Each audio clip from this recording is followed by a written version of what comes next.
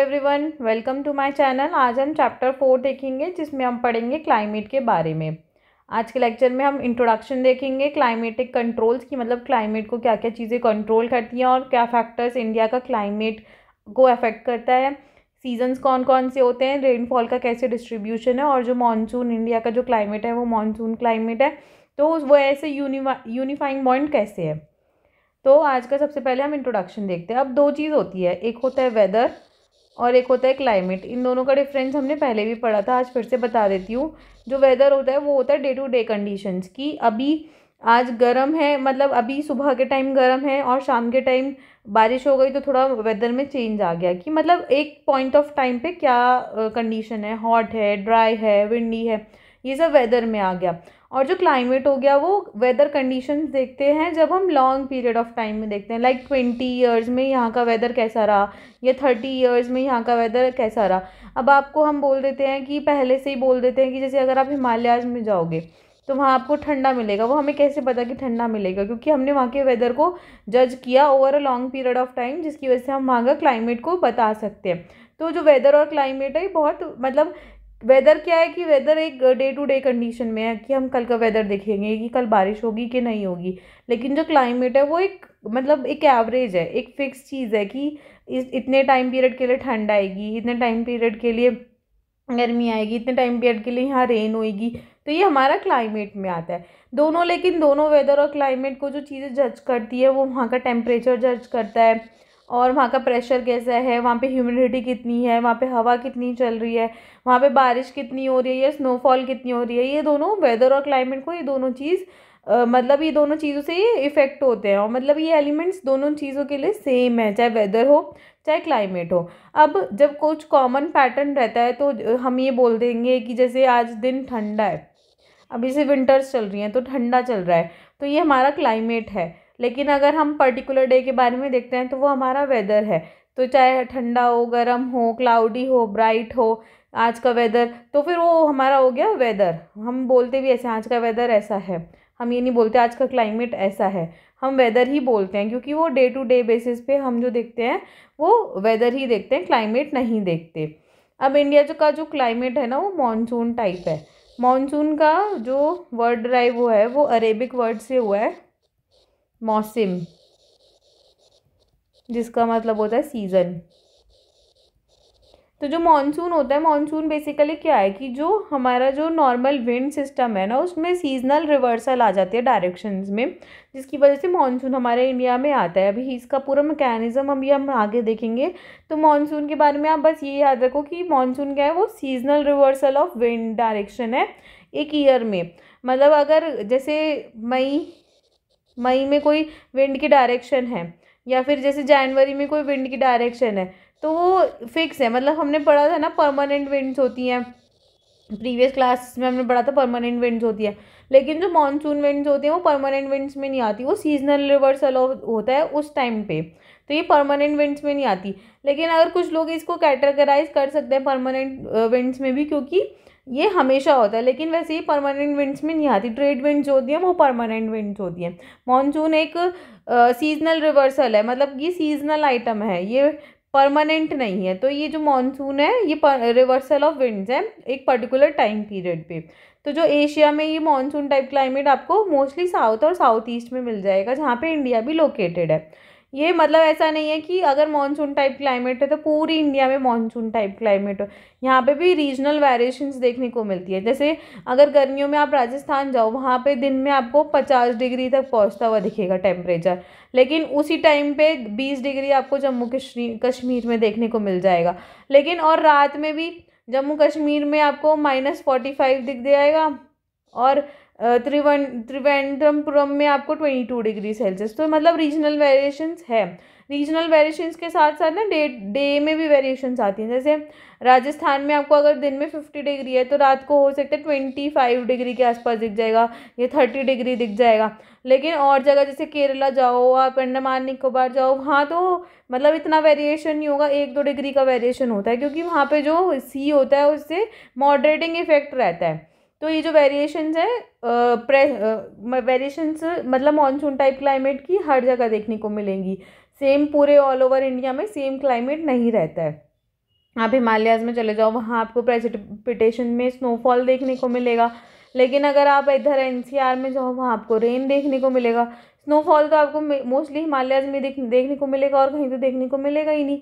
तो प्रेसिपिटेशन भी वेरी करता है और साथ में प्रेसिपिटेशन का अमाउंट भी वेरी करता है। जैसे नॉर्थ ईस्ट में आपको 400 सेंटीमीटर तक की रेनफॉल देखने को मिलेगी। वहीं अगर आप राजस्थान चले जाओ या लद्दाख में चले जाओ, वहाँ आपको 10 सेंटीमीटर की बारिश देखने को मिलेगी। मतलब ये जो ये है ना, ये एनुअल प्रेसिपिटेशन है कि मतलब ये एक दिन का नहीं, ये पूरे साल का है। एनुअल मतलब पूरे साल का प्रेसिपिटेशन इतना वेरी करता है यहाँ पे।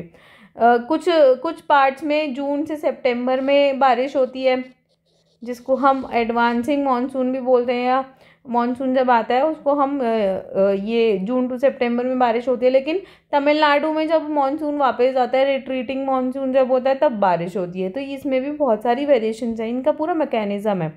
जो कोस्टल एरियाज होते हैं उसमें दिन और रात में इतना टेम्परेचर में डिफरेंस नहीं आता। अगर एक टाइम पे 30 है दिन में, तो रात में 28 हो जाएगा, इतना वेरिएशन नहीं आता। लेकिन जो इंटीरियर है, कंट्री का इंटीरियर हो गया, जैसे यूपी हो गए, बिहार हो गए, ये इंटीरियर में, मध्य प्रदेश हो गया, ये इंटीरियर में, तो यहाँ पे आपको काफ़ी कंट्रास्ट देखने को मिलता है, सीजनल कंट्रास्ट।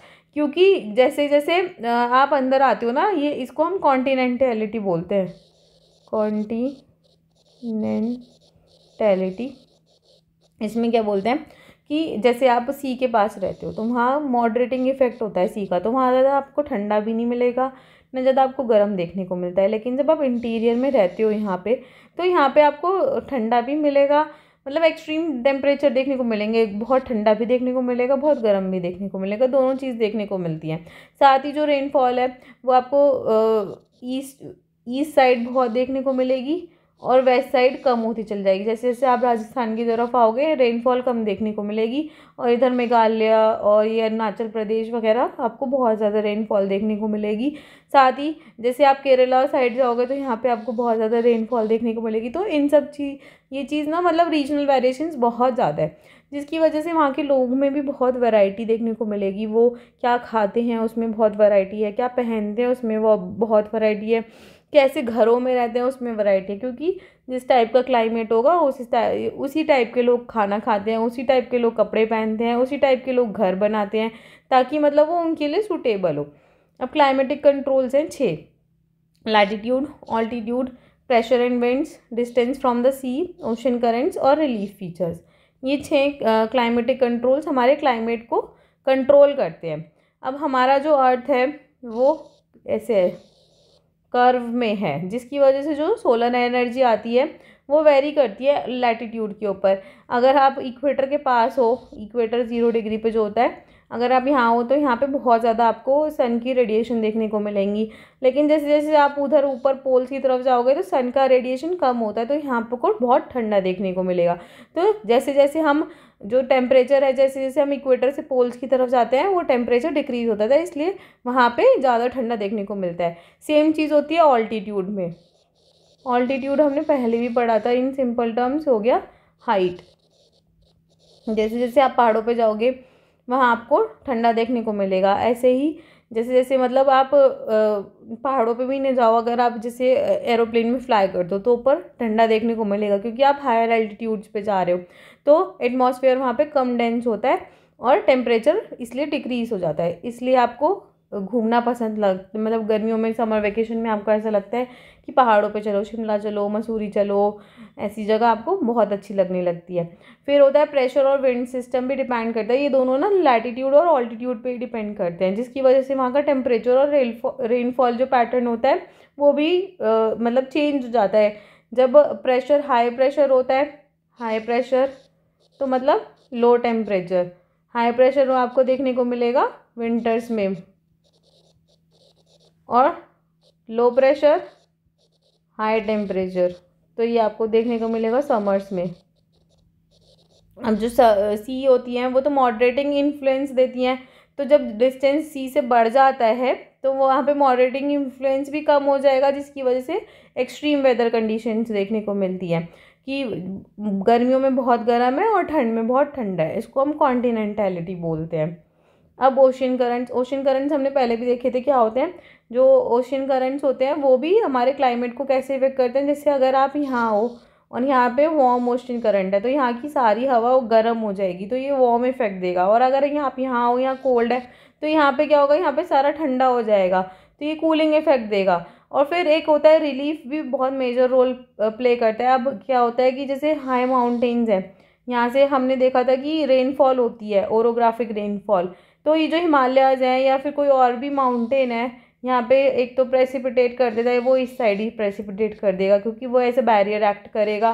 तो ये हो जाएगी हमारी विंडवर्ड साइड, ही हो जाएगी लीवर्ड साइड, यहाँ पे बारिश देखने को नहीं मिलेगी। ऐसे जैसे हिमालयाज हैं वो भी हमारे वेस्ट से जो आ रही होती है हवाएं, उनको रोक लेता है। अगर वो ना रोके तो हमारे नदर्न एरियाज़ में ना और भी ज़्यादा ठंडा पड़े। तो रिलीफ भी बहुत मतलब मेजर रोल प्ले करता है हमारे क्लाइमेट को कंट्रोल करने में। अब इंडिया का क्लाइमेट किस चीज़ से, फैक्टर कौन से इन्फ्लुएंस कर रहे हैं इंडिया का क्लाइमेट? एक तो लैटिट्यूड, एक ऑल्टीट्यूड, एक प्रेशर एंड विंड्स। अब इंडिया के बीच में से ट्रॉपिक ऑफ कैंसर पास हो रहा है और ऑलमोस्ट बीच में से हो रहा है। अगर इंडिया ये है तो ऑलमोस्ट बीच में से ट्रॉपिक ऑफ कैंसर पास हो रहा है। तो आधा हमारा ये हो रहा है ट्रॉपिकल एरिया, सब ट्रॉपिक्स में, ये तो हो गया ट्रॉपिकल में, और आधा हो गया हमारा सब ट्रॉपिक्स में।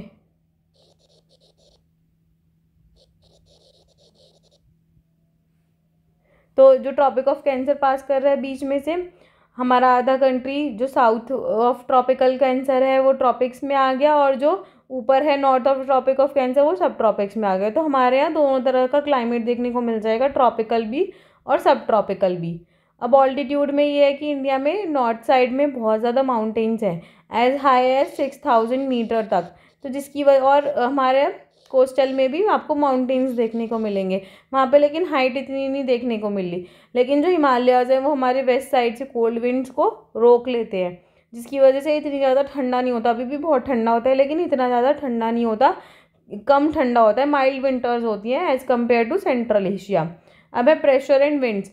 अब इंडिया में जो प्रेशर और विंड्स, जो एटमॉस्फेयर कंडीशंस हैं, वो 3 चीज़ों पर डिपेंड करती है प्रेशर एंड विंड्स में। एक तो प्रेशर और सरफेस विंड्स, ये जो होती हैं, ये मतलब सरफेस विंड्स मतलब जो लैंड के आसपास चलती है। अपर एयर सर्कुलेशन जो मतलब ऊपर वाली एयर में घूमती हैं। और वेस्टर्न साइक्लोनिक डिस्टर्बेंसेस, ये जो चलते हैं ये इधर वेस्टर्न कंट्रीज से ओरिजिनेट होते हैं और इंडिया में आकर ट्रैवल करते हैं ठंड में मोस्टली। अब ये देखो, ये हमारा विंड सिस्टम है, ये यहाँ पे ईस्टर्लीज हैं, ये वेस्टर्लीज हैं, ये आपके नॉर्थ ईस्ट ट्रेड विंड्स आ रही हैं यहाँ पे, और ये साउथ ईस्ट ट्रेड विंड्स आती हैं। जब हमारा मानसून आता है तो ये कोरियोलिस फोर्स की वजह से विंड्स इधर डिफ्लेक्ट हो जाती हैं, जिसकी वजह से अभी मैं पढ़ाऊँगी अभी पूरा प्रेशर एंड विंड्स। अब इंडिया जो रीजन है वो नॉर्थ ईस्टर्ली विंड्स की तरफ लाई करता है, इंडिया यहाँ पे लाई करता है। ये ट्रॉपिक ऑफ कैंसर हो गया यहाँ पे, तो यहाँ पे नॉर्थ ईस्ट ट्रेड विंड्स देखने को मिलेंगी और सब ट्रॉपिकल हाई प्रेशर बेल्ट भी देखने को मिलेगा। जो नॉर्थ ईस्ट ट्रेड विंड्स होती है, जो विंड्स की डायरेक्शन डिसाइड होती है ना, वो उससे डिसाइड होती है कि विंड्स कौन सी डायरेक्शन से आ रही हैं। तो ये देखो, हमने डायरेक्शंस पढ़ी हुई हैं, नॉर्थ, साउथ, वेस्ट, ईस्ट। अब विंड्स आ रहे हैं इस साइड से, तो ये इसलिए इसका नाम है नॉर्थ ईस्ट ट्रेड विंड्स।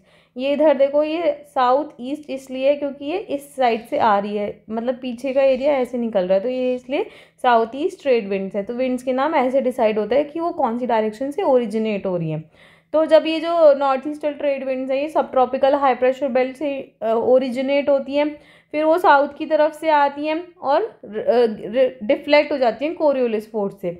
अब कोरियोलिस फोर्स क्या होता है? कोरियोलिस फोर्स आपको देखने को मिलेगा जैसे हमारी अर्थ रोटेट होती है, तो जिसकी वजह से जो कोरियोलिस फोर्स होता है, वो जो हमारा विंड होता है वो राइट में डिफ्लेक्ट हो जाता है नदर्न हेमिस्फेयर में, और लेफ्ट में डिफ्लेक्ट होता है सदर्न हेमिस्फेयर में।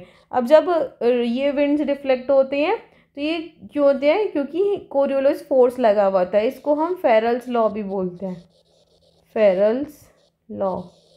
तो कोरियोलिस फोर्स की वजह से हमारी विंड्स की डायरेक्शन डिफ्लेक्ट हो जाती है, नॉर्दर्न हेमिस्फेयर में राइट, सदर्न हेमिस्फेयर में लेफ्ट। अब प्रेशर एंड विंड्स में यही है कि इंडिया की जो है वो नॉर्थ ईस्टर्ली विंड्स के रीजन में है, वो सब ट्रॉपिकल हाई प्रेशर बेल्ट से ओरिजिनेट हो रही हैं, वो साउथ की तरफ से आ रही हैं, वो डिफ्लेक्ट हो जाती हैं राइट की तरफ क्योंकि कोरियोलिस फोर्स है, और वो इक्वेटोरियल लो प्रेशर एरिया तक पहुंच जाती हैं। अभी ओरिजिनेट लाइन से हुई हैं, ये देखो यहाँ से समझ में आएगा, यहाँ पे इंडिया है, यहाँ पे नॉर्थ ईस्ट ट्रेड विंड्स के रीजन में है। अब ये नॉर्थ ईस्ट ट्रेड विंड्स कहाँ से आ रही हैं? सब ट्रॉपिकल हाई प्रेशर बेल्ट से। अब ये राइट की तरफ डिफ्लेक्ट हो रही है, राइट अगर आप रोटेट करोगे तो ये आपको राइट दिखेगा, राइट की तरफ डिफ्लेक्ट हो रही है, ये यहाँ तक पहुँच रही है इक्वेटोरियल लो प्रेशर बेल्ट पे, और ये लैंड से ओरिजिनेट होती है। अब दो चीज़ होती हैं, लैंड और सी। अब कोई चीज़ अगर लैंड से ओरिजिनेट होती है तो मतलब उसके अंदर ना मॉइस्चर कम है, मॉइस्चर कम है, और अगर सी से ओरिजिनेट हो रही है तो उसके अंदर मॉइस्चर ज़्यादा है। अगर मॉइस्चर ज़्यादा होगा तो वो रेनफॉल ज़्यादा करेगा। तो अगर ऐसा है तो लैंड से ओरिजिनेट हो रही है, मॉइस्चर कम है, तो यहाँ पे तो इंडिया को मतलब बहुत ज़्यादा ड्रॉट प्रोन और ऐसा होना चाहिए, पर यहाँ तो ऐसा है नहीं। ये इसलिए नहीं है क्योंकि इंडिया में अलग सिचुएशंस है, इंडिया की प्रेशर और विंड कंडीशंस यूनिक है। यहाँ पे आपको देखने को मिलेगा मॉनसून, क्योंकि मॉनसून में जो विंड्स आती हैं उसकी वजह से इंडिया में बारिश हो जाती है, इसकी वजह से यहाँ पे ड्राई नहीं है। विंटर में क्या होता है, जो हमारा हाई प्रेशर एरिया होता है हिमालयस के नॉर्थ में होता है, हाई प्रेशर लो टेम्परेचर, तो जो कोल्ड विंड्स हैं वो ब्लो करती हैं इस रीजन से लेकर ओशियंस तक। साउथ में जो ओशियंस हैं, ये देखो यहाँ पे इंडिया का मैप बनाती हूँ थोड़ा सा रब करके, ये हो गया जैसे इंडिया, ये हो गया। यहाँ पे आपको हिमालयस देखने को मिलेंगे, यहाँ आपको मिलेगा हाई प्रेशर। अब यहाँ से यहाँ तक ब्लो करेंगी लो प्रेशर तक, तो जब ये हाई प्रेशर से लो प्रेशर जाती हैं ओशियन तक। और समर में क्या होता है, समर में ऐसा होता है कि हमारे जो इंटीरियर होता है वहीं पे लो प्रेशर होता है, क्योंकि इतनी ज़्यादा गर्मी होती है। और साथ में मतलब ये सब ना कंप्लीट रिवर्सल हो जाता है, ठंड में दूसरी विंड्स होती हैं, गर्मियों में दूसरी विंड्स होती हैं। अगर ठंड में यहाँ पे हाई प्रेशर है तो गर्मियों में यहाँ पे लो प्रेशर देखने को मिल जाएगा। अभी जैसे चल रहा है, अभी हाई प्रेशर चल रहा है और गर्मियों में ये लो प्रेशर देखने को मिलेगा, तो ये सीजनल रिवर्सल हो जाता है। फिर जब ये सीजनल रिवर्सल हो जाता है तो हाई प्रेशर एरिया हो जाता है इंडियन ओशन में। जब इंडियन ओशन में हाई प्रेशर, इंडियन ओशन हमने देखा था, इंडियन ओशन होती है यहाँ पे अगर,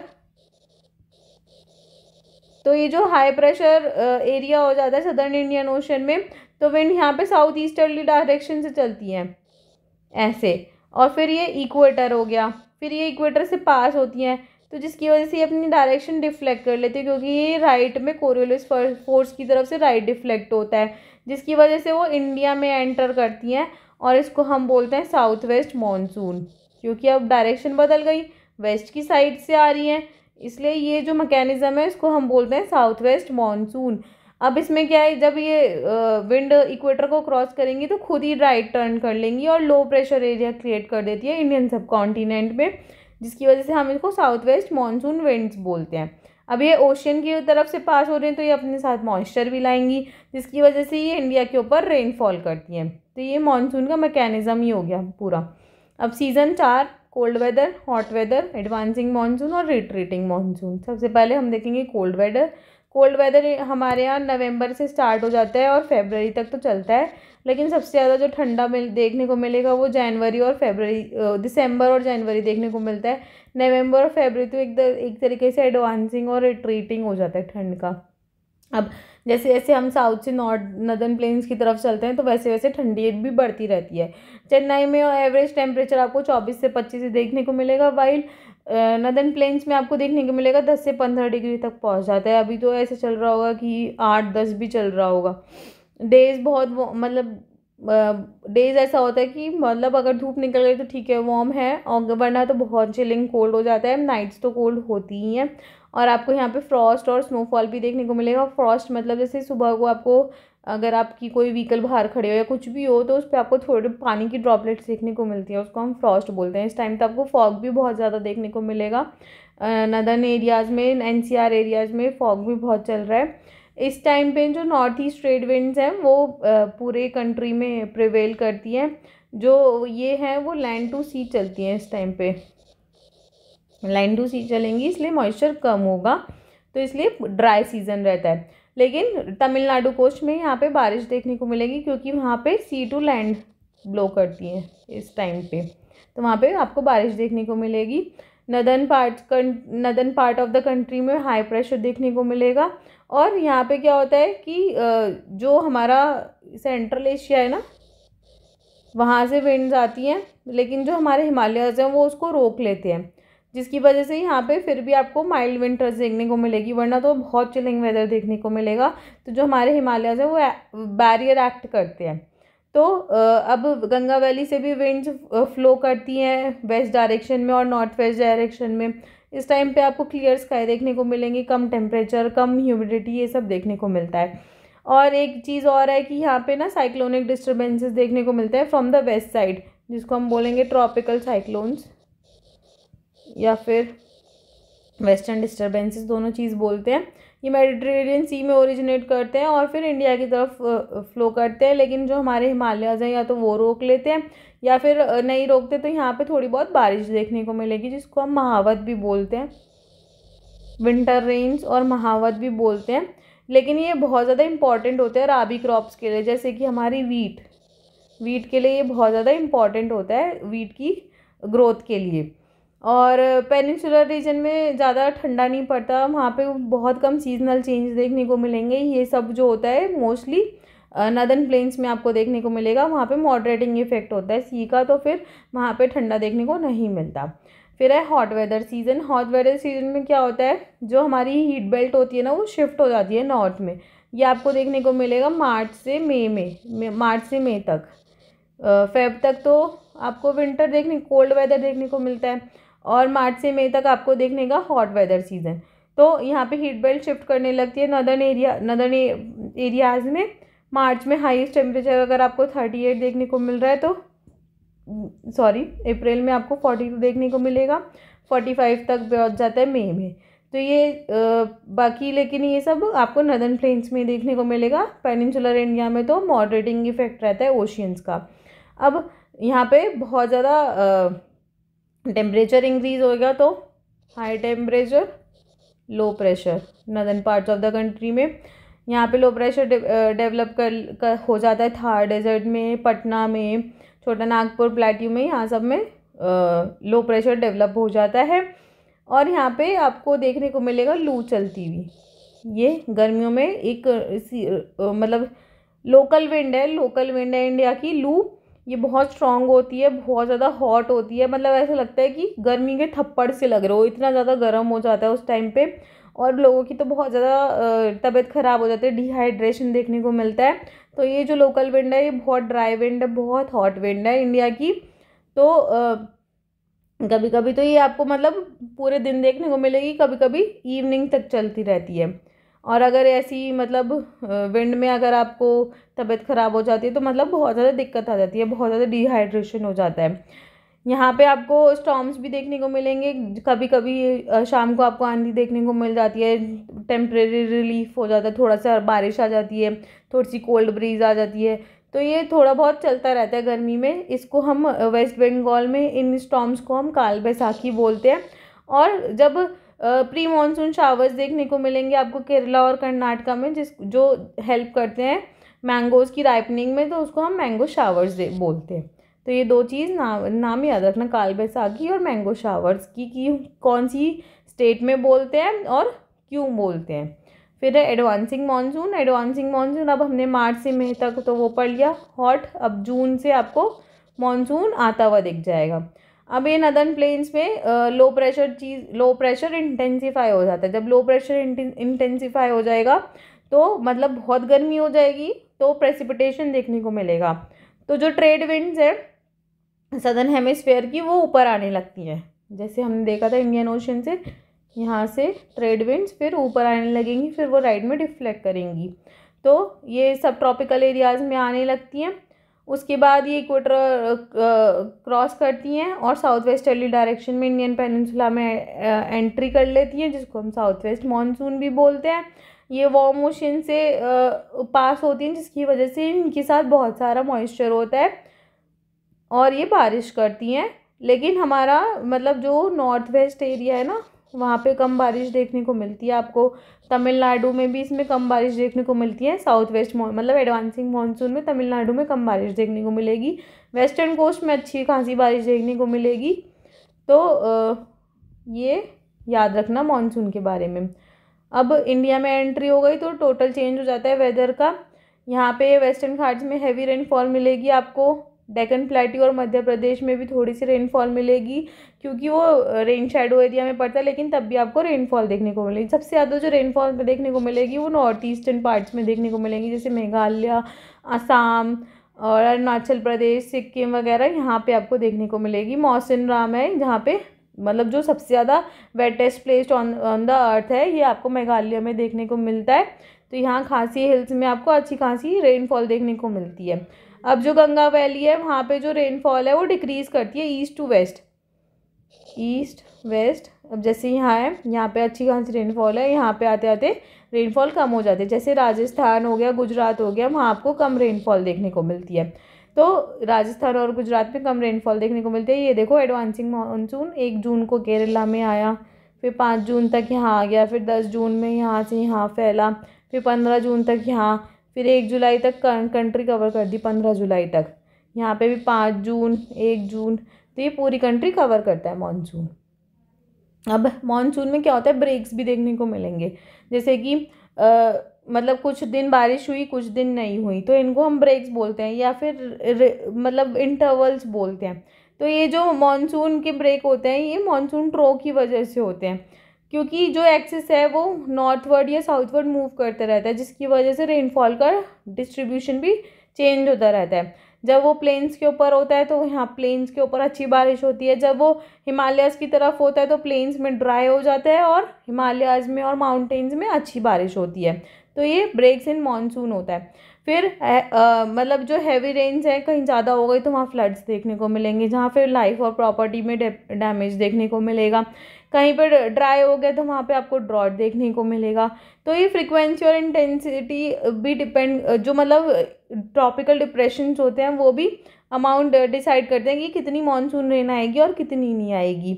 और इस टाइम में आपको ना वो भी देखने को मिलेंगे, ट्रॉपिकल साइक्लोन्स भी देखने को मिलेंगे, कभी कभी बे ऑफ बंगाल में डिप्रेशंस देखने को मिलेंगे।